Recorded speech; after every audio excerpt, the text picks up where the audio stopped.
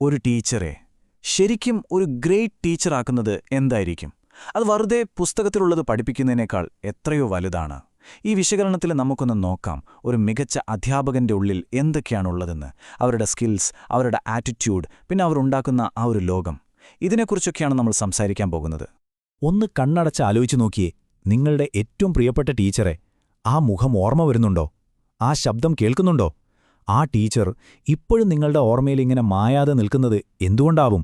അവര് പഠിപ്പിച്ച പാഠങ്ങളെക്കാൾ അവർ തന്നൊരു ഫീലില്ലേ? ഒരുപക്ഷെ അതാവും കാരണം, അല്ലേ? അതെ, അതുതന്നെയാണ് പോയിന്റ്. ഒരു നല്ല ടീച്ചിങ് എന്ന് പറഞ്ഞാൽ അത് വെറുതെ ഇൻഫർമേഷൻ പാസ് ചെയ്യുന്നത് മാത്രമല്ല, ഓരോ കുട്ടിക്കും സ്വന്തം കഴിവ് കണ്ടുപിടിക്കാനും പേടിയില്ലാതെ ചോദ്യം ചോദിക്കാനും വളരാനും പറ്റിയൊരു സേഫ് സ്പേസ് ഉണ്ടാക്കുക. അതാണ് കാര്യം. അപ്പോൾ അങ്ങനൊരു സ്പേസ് അത് കാണാൻ എങ്ങനെയിരിക്കും? അതിനെയാണ് നമ്മൾ ഡെമോക്രാറ്റിക് ക്ലാസ് റൂം അഥവാ ജനാധിപത്യ ക്ലാസ് മുറി എന്ന് വിളിക്കുന്നത്. ഒരു മികച്ച ടീച്ചർ ശരിക്കും തിളങ്ങുന്നത് ഇവിടെയാണ്. ഓക്കെ, അപ്പോൾ നമുക്കതിലേക്കൊന്ന് ഡീപ്പായിട്ട് നോക്കാം. സിമ്പിളായി പറഞ്ഞാൽ ഇതൊരു ക്ലാസ് റൂം മാത്രമല്ല, അതൊരു കൊച്ചു ലോകം തന്നെയാണ്.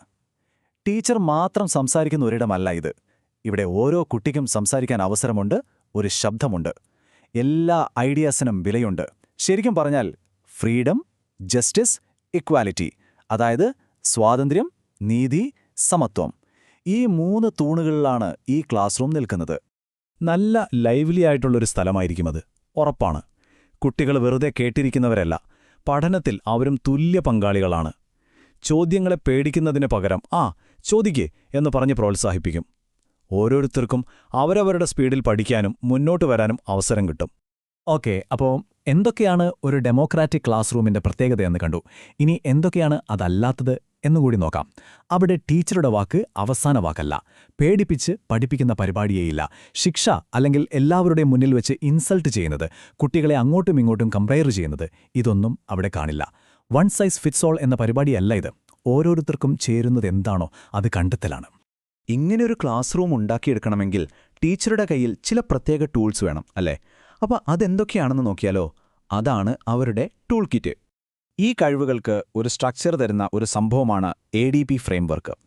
ടീച്ചിങ്ങിലെ ഏറ്റവും പ്രധാനപ്പെട്ട കാര്യങ്ങളെ 4 പ്രധാന ഏരിയകളായിട്ടാണ് ഇതിൽ പറയുന്നത്. നോക്കൂ, ഈ 4 ഭയങ്കര ഇമ്പോർട്ടൻ്റ് ആണ്. ഒന്നാമത്തത് കൊഗ്നിറ്റീവ്, അതായത് വൈജ്ഞാനികം. ഓരോ കുട്ടിയെയും മനസ്സിലാക്കി അവർക്ക് പറ്റിയ രീതിയിൽ ക്ലാസുകൾ പ്ലാൻ ചെയ്യാനുള്ള കഴിവ്. 2 സോഷ്യൽ, അതായത് സാമൂഹികം. ക്ലാസ്സിൽ നല്ല റെസ്പെക്റ്റും ഒരു ഡെമോക്രാറ്റിക് രീതിയിലുള്ള ചർച്ചകളൊക്കെ കൊണ്ടുവരുന്നത്. 3ാമത്തത് ഫിസിക്കൽ, അതായത് ഭൗതികം. പഠിക്കാൻ തോന്നുന്ന നല്ല ക്ലീൻ, സേഫായിട്ടുള്ള ഒരു അറ്റ്മോസ്ഫിയർ ഉണ്ടാക്കുക. പിന്നെ ലാസ്റ്റായിട്ട് ഓർഗനൈസേഷണൽ, അതായത് സംഘടനാപരം. ഒരു ടീച്ചർ എപ്പോഴും പുതിയ കാര്യങ്ങൾ പഠിക്കണം, കൂടെയുള്ള ടീച്ചേഴ്സുമായിട്ട് നല്ല രീതിയിൽ സഹകരിക്കണം. ഈ 4 കാര്യങ്ങളും ഒരുമിച്ച് വരുമ്പോഴാണ് ആ ടീച്ചിങ് ശരിക്കും കംപ്ലീറ്റ് ആകുന്നത്. ഇപ്പോ സ്കിൽസൊക്കെ ഉണ്ടായി, അത് മാത്രം മതിയോ? പോരല്ലോ അല്ലേ? ആ കഴിവുകളെയൊക്കെ കറക്റ്റ് ഡയറക്ഷനിൽ കൊണ്ടുപോകാൻ നല്ലൊരു മൈൻഡ് സെറ്റ് വേണം. അതാണ് ഒരു ഗ്രേറ്റ് ടീച്ചറുടെ യഥാർത്ഥ പവർ. ഇതൊരു ഐസ്ബർഗ് പോലെയാണെന്ന് പറയാം.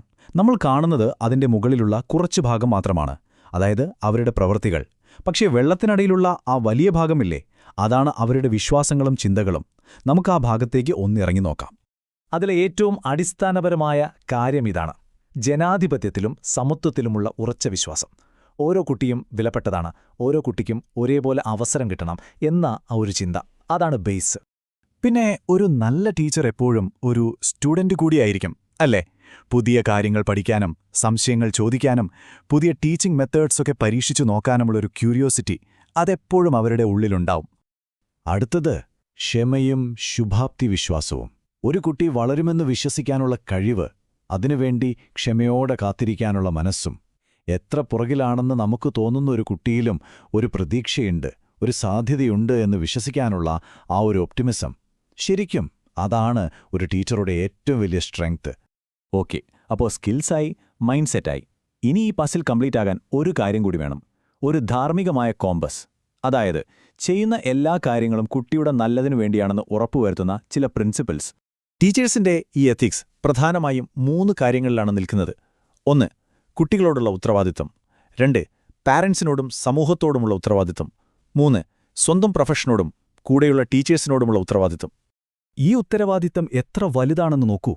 ശാരീരികമായ ശിക്ഷ, മാനസികമായ പീഡനം, ചൂഷണം, ഇതിൽ നിന്നെല്ലാം ഒരു കുട്ടിയെ സംരക്ഷിക്കേണ്ടത് ടീച്ചറുടെ കടമയാണ്. ഇത് വളരെ സീരിയസ് ആയിട്ടുള്ള കാര്യമാണ്. ഒരു കോംപ്രമൈസ് ഇതിൽ പാടില്ല. വില്യം ആർത്തർ വാർഡിന്റെ ഈ വാക്കുകൾ നമ്മൾ ഇതുവരെ പറഞ്ഞതൊക്കെ ഒറ്റയടിക്ക് സമ്മറൈസ് ചെയ്യുകയാണ്, അല്ലേ? ഒരു സാധാരണ ടീച്ചർ പറയും, നല്ല ടീച്ചർ വിശദീകരിക്കും, അതിലും മികച്ചയാൾ കാണിച്ചു തരും. പക്ഷെ ഒരു ഗ്രേറ്റ് ടീച്ചർ നമ്മളെ ഇൻസ്പയർ ചെയ്യും, നമ്മുടെ ഉള്ളിലൊരു സ്പാർക്കുണ്ടാക്കും. അപ്പോ അവസാനം ഒരു ചോദ്യം. കൂടുതൽ ടീച്ചേഴ്സിനെ ഇങ്ങനെ ഇൻസ്പയറിംഗ് ആക്കി മാറ്റാൻ നമുക്കെല്ലാവർക്കും കൂടി ഒരു സമൂഹമെന്ന നിലയ്ക്ക് എന്തൊക്കെ ചെയ്യാൻ പറ്റും? ഇതൊന്ന് ആലോചിച്ചു നോക്കേണ്ട കാര്യമാണ്, അല്ലേ?